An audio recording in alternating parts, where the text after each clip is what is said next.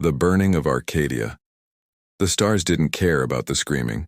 Captain Oscar Iron stood on the bridge of the broken compass, watching the feeds from Arcadia burn across every screen. The civilian colony, 2 million souls, was being systematically glassed from orbit. Plasma beams carved through agricultural domes like a knife through paper. Evacuation shuttles exploded before they cleared atmosphere. Children's distress signals cut to static one after another. "Turn it off," Oscar said quietly. His first mate, Chen, didn't move. "Captain, I said turn it off." The screens went dark, but the after-images remained, seared into Oscar's retinas like brands. He'd hauled cargo through 14 systems. He'd survived pirate raids, solar flares, and engine failures that should have killed him twice. None of it had prepared him for this. "The Senate approved it," Chen whispered, disbelief cracking her voice. "They voted 12-3 in favor of defensive action." Oscar's laugh was bitter as burnt coffee. "Defensive. Against farmers and teachers." He turned from the viewport, his scarred face hard as vacuum-forged steel. "What's our cargo manifest?" "Medical supplies, construction equipment, dump it." "All of it," Chen blinked. "Captain? You heard me. Make room. We're going to Arcadia. There's nothing left. There's survivors, and I'll be damned if I let them die alone." 6,000 light-years away, President Arthur Reyes sat in the oval bunker beneath Geneva, watching the same feeds Oscar had just turned off. His hands were folded on the ancient oak desk, the same desk from which humanity's first interstellar government had been declared. Now it would witness something else entirely. His chief of staff, Director Okonkwo, entered without knocking. Her dark eyes were red-rimmed but fierce. "The Senate has released a statement. They're calling Arcadia a regrettable but necessary action to maintain galactic stability. The Vraxel Collective claims we were building weapons. The Centauri Union says we were aggressively expanding. We were growing wheat," Reyes said softly. "Sir, the Military Council is demanding a response. Admiral Chen wants authorization to mobilize the Third Fleet. General Vasquez is talking about reprisal strikes." Reyes held up one hand. Silence fell like a hammer. "How many dead?" Okonkwo's voice broke. "Preliminary estimates. 1.8 million confirmed. The rest are missing, presumed." "Don't." Reyes stood slowly, his 60 years showing in the weight of his movements. "Don't say presumed, don't sanitize it. They're dead. Murdered. By civilizations that lecture us about violence while they burn our children alive." He walked to the window, reinforced, shielded, designed to survive nuclear strikes, and stared at the lights of New Geneva below. Humanity's grand experiment, a united Earth reaching toward the stars with open hands. Those hands had just been slapped away, bloodied. "Get me a direct line," Reyes said. "Every colony, every station, every ship with a Terran crew. I want this broadcast everywhere. Mr. President, if you issue a formal declaration, I know what it means." Reyes turned, and Okonkwo saw something terrible and bright burning in his eyes. "The Senate thinks we're monsters? Fine. Let's remind them why humans survive where others break." On the edge of the frontier expanse, mercenary Captain Michael Sullivan was 3 drinks into forgetting his past when the broadcast interrupted every channel in the station bar. President Reyes's face filled the screens. No makeup artist had touched him. No speechwriters had polished his words. He looked like a man who'd walked through fire and decided to walk back in. "My fellow Terrans," Reyes began, his voice steady as stone. "Today, the Galactic Senate sanctioned the murder of Arcadia Colony. They did not offer evacuation. They did not accept surrender. They simply erased 2 million human lives and called it justice." The bar went silent. "For 2 centuries, we've tried to earn our place among the stars. We followed their laws, restrained our fleets, apologized for being born on a death world that made us strong. And in return, they've treated us like animals, dangerous, unpredictable, barely worth the air we breathe." Sullivan's hand tightened around his glass. "They've made their choice," Reyes continued, and now fire crept into his voice, banked coals bursting into flame. "They've decided that humanity is too violent, too aggressive, too much for their peaceful galaxy. So be it. If they want monsters, we'll give them exactly that." The president leaned forward, his eyes boring through the camera. "Humanity will never bow again. Not to the Senate. Not to their coalitions. Not to anyone who thinks our lives are expendable. To every Terran out there, soldier, civilian, merchant, miner, I say this, come home. Bring your ships. Bring your weapons. Bring your rage. Sullivan felt something shift in his chest. A door he'd locked years ago creaking open. We didn't start this war, Reyes said, his voice dropping to a promise, cold and absolute. But by every star in the void, we're going to finish it. The transmission ended. For 3 heartbeats, the bar remained frozen. Then someone stood. Then another. Then the entire room was on its feet, and Sullivan realized he was standing too, his forgotten drink spilling across the table. Outside the viewport, ships were already breaking orbit. Freighters, transports, mining vessels. Anything with an FTL drive, all turning toward Sol, toward home, toward war. Michael Sullivan looked down at his hands that had once worn military combat armor, hands that had sworn oaths he'd tried to forget. Well, he muttered, flagging down the bartender, guess I'm re-enlisting. The gathering storm, the broken compass shuddered as it dropped out of FTL at the edge of what used to be the Arcadia system. Oscar Irons had seen battlefields before. Pirate ambushes left debris fields, scattered hull fragments, frozen corpses, the occasional gutted frigate still leaking atmosphere. This was different. This was systematic. Jesus Christ, Chen whispered. The entire 4th planet was glowing, not with city lights or agricultural domes, but with residual heat from orbital bombardment. The atmosphere churned with ash storms visible even from high orbit. Debris formed rings around the dead world. Shattered stations, destroyed defense satellites, and thousands upon thousands of escape pods that had never made it out. Life signs? Oscar's voice was rough. Chen worked her console, fingers flying. Scanning. I'm picking up weak signatures. Looks like emergency bunkers on the southern continent. Maybe 300 survivors. Captain, the radiation levels. I don't care about the radiation. Oscar was already moving toward the cargo bay. Get us in low orbit. Prep the shuttles. We don't have shuttles, remember. We dumped everything to make room for refugees. Oscar stopped, turned. A grim smile crossed his scarred face. Then I guess we're landing this rust bucket. The compass wasn't built for atmospheric. Neither were those people in the bunkers. Oscar gripped her shoulder. You've kept this ship flying through worse. Trust me one more time. Chen stared at him, then at the dying planet below. Finally, she nodded. You're buying me a new ship when this is over. Deal. Earth orbit had never been so crowded. Admiral Patricia Chen, no relation to Oscar's first mate, though she'd heard the joke 1,000 times, stood in the command center of the EDS Indomitable, watching the tactical display with something approaching awe. They were coming home. All of them. Colony transports from the outer reaches, mining vessels from the asteroid communes, corporate freighters that had broken contract to answer the call. Even the generation ships, ancient vessels that had left Earth centuries ago, were burning their reserve fuel to return. Every craft bore the blue and white of Terra, and every captain had the same message. We're here. What do you need? Final count? Chen asked. Her XO, Commander Okafor, checked his datapad. 7,300 registered vessels, Admiral. Another 2,000 unregistered. Privateers, independent traders, anyone with an FTL drive. We're also getting volunteer transmissions from individual civilians. Engineers, doctors, logistics specialists, soldiers? 40 million ex-military have reported to recruitment centers in the last 18 hours. Another 60 million civilians have requested basic training certification. Okafor looked up, something like wonder in his voice. Ma'am, we haven't seen mobilization like this since the Unification Wars. Chen nodded slowly. President Reyes had lit a fire. Now it was her job to forge it into a weapon. Status on the 3rd Fleet? Ready for deployment. 5th and 7th Fleets are running final checks. The shipyards at Luna Station are working triple shifts to refit civilian vessels with military-grade shields and weapons. And our guests? Okafor's expression darkened. The Galactic Senate has dispatched 3 observer vessels to monitor our activities. They're demanding we stand down and submit to sanctions. What did we tell them? You authorized a single-word response, ma'am. No. Chen allowed herself a cold smile. Good, let them watch. Let them see what happens when you back a Deathworld species into a corner.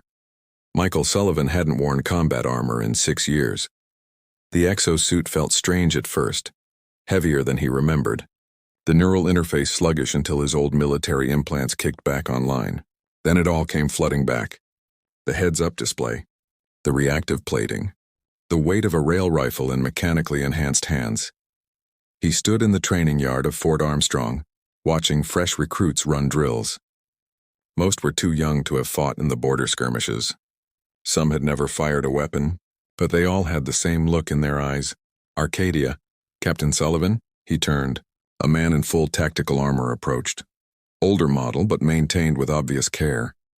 The man's face was weathered, lined with scars, and his eyes held the 1,000-yard stare of someone who'd seen too much combat.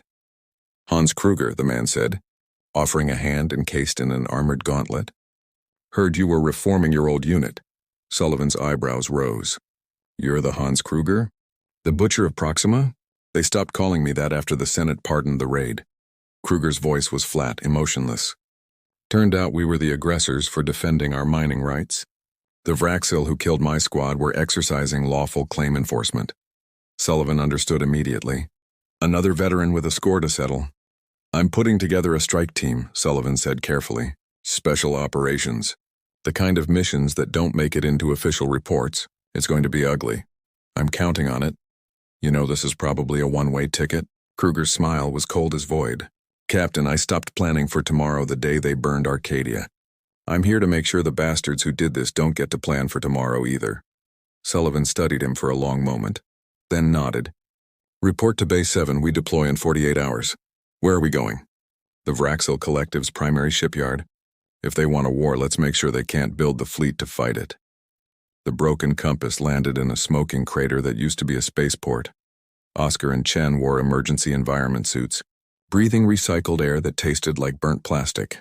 The radiation counter on Oscar's wrist clicked steadily.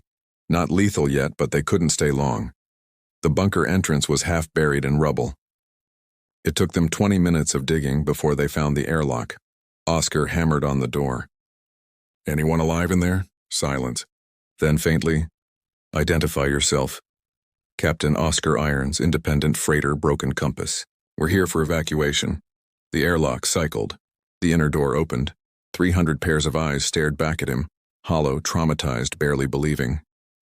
Men, women, children burned, starving, clinging to each other in the dark. A woman stepped forward, her face streaked with soot and tears. Are you really here? Oscar's throat tightened. Yeah, we're really here. And we're taking you home. Home? The word seemed foreign to her. They destroyed everything. There's no home left.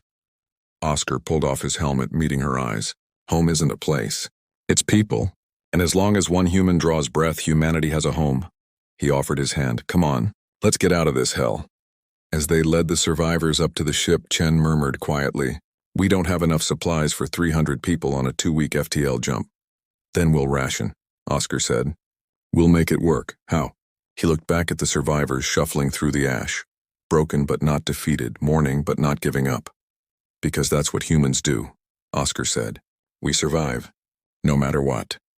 President Reyes stood before the Assembly of Earth, addressing representatives from every nation, colony, and station. The Senate believes we will negotiate, he said, his voice echoing through the chamber. They think fear will bring us to our knees. They're wrong, he activated the holo display. Images of the mobilization filled the air. Fleets assembling, armies training, factories retooling for war production. Humanity didn't claw its way out of one gravity well just to bow before another empire.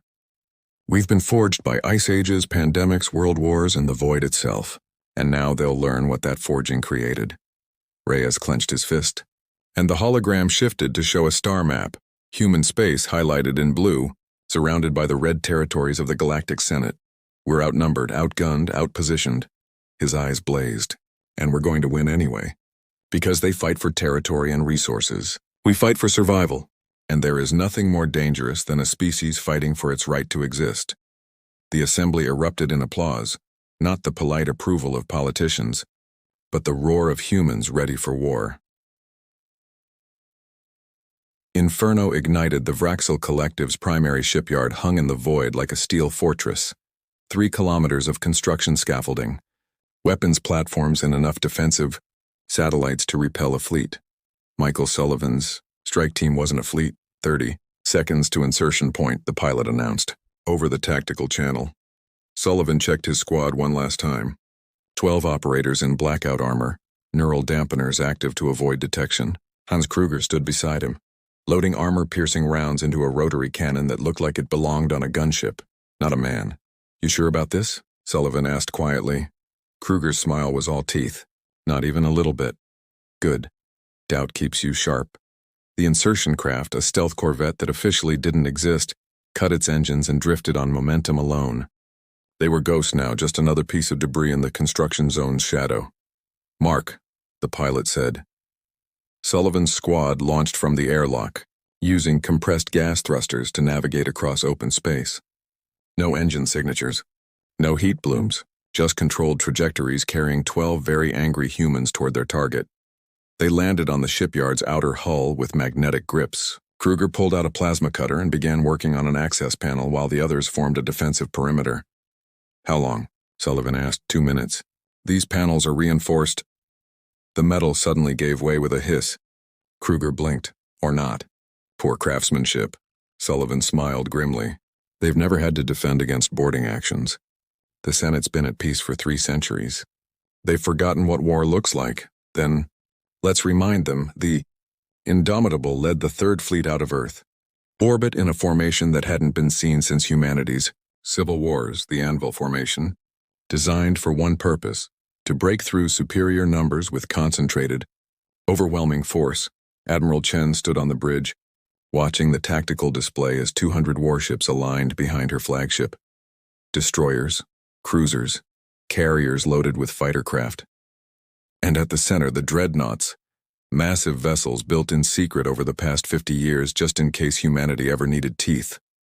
"All ships report ready, Admiral," Okafor said. "Target: the Centauri Union staging ground at Kepler 442. Intelligence suggests they're assembling a retaliatory fleet. ITA to FTL jump, 90 seconds, Chen nodded. The Centauri had voted for Arcadia's destruction. Now they'd learn the price. "All ships, this is Admiral Chen." Her voice carried across every vessel in the fleet. 2 million of our people were murdered while the galaxy watched. The Senate sanctioned it. The Centauri applauded it. Today we show them that humanity doesn't forgive and we never forget. She drew a breath, feeling the weight of history on her shoulders. "We didn't start this war, but we're damn well going to finish it. All ships, engage FTL drives. Let's bring the fire." The fleet vanished in a cascade of light, leaving Earth's orbit empty and waiting. Sullivan's team moved through the shipyard like a virus through an unprepared immune system. The Vraxil hadn't posted guards inside their own facility.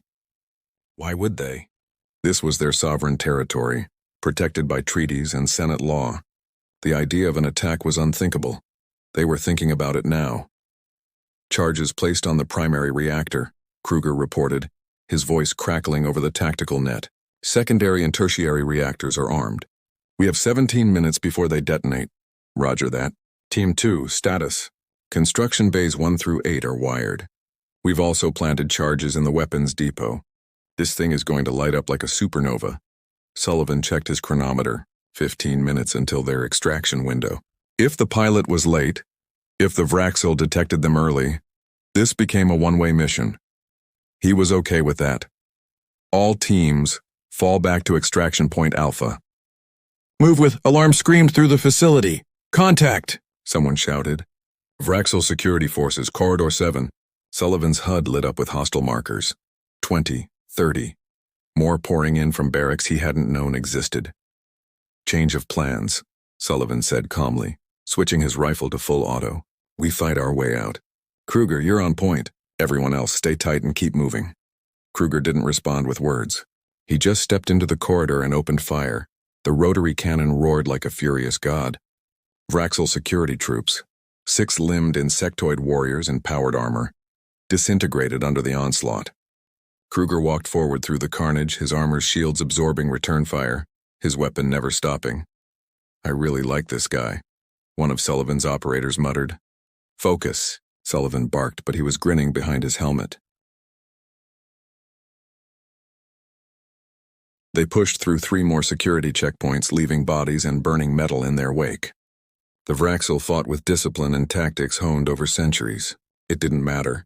Sullivan's team fought with something older and meaner, the desperate ferocity of cornered animals with nothing left to lose. They reached the extraction point with 2 minutes on the clock. "Where's our ride?" someone asked. Sullivan scanned the void. Nothing. Then, a stealth corvette materialized 50 meters away, its boarding ramp already open.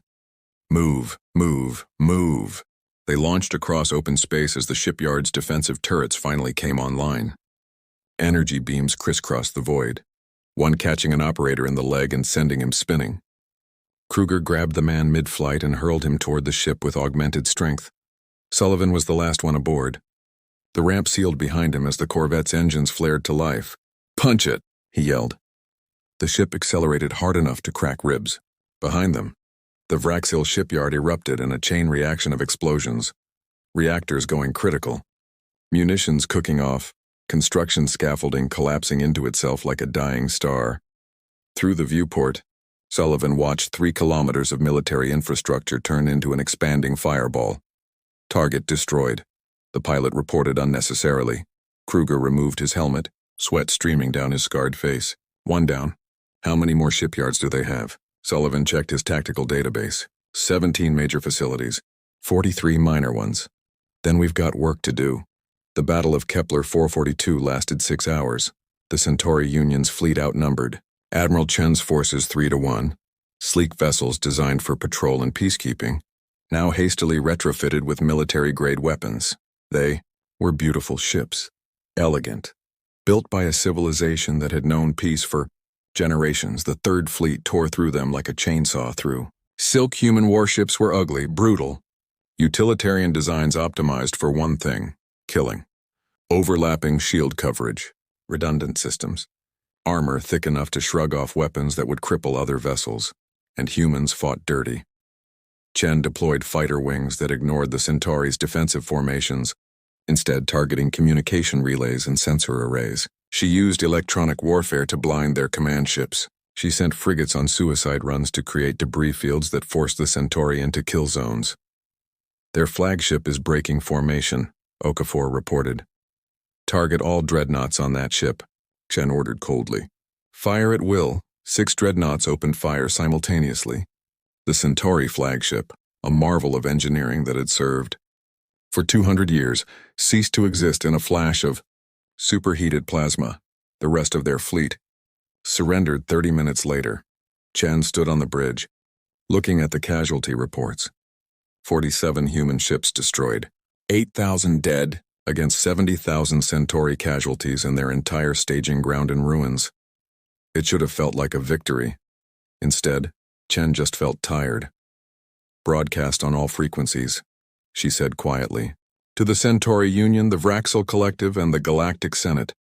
Humanity is no longer asking for permission to exist. We're taking it. Any species, any government, any entity that threatens human lives will face the same fate as this fleet.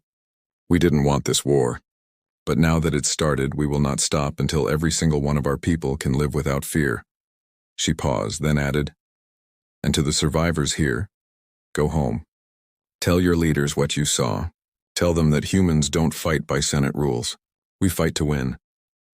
Oscar Irons sat in the Broken Compass's mess hall watching the 300 survivors from Arcadia eat their first real meal in days. They were laughing. Actually laughing, sharing stories, comforting children, slowly remembering how to be human again instead of just victims. Chen sat down beside him with 2 cups of something that might generously be called coffee. "You did good, Captain," she said. Oscar shook his head. "I saved 300 people. 2 million died.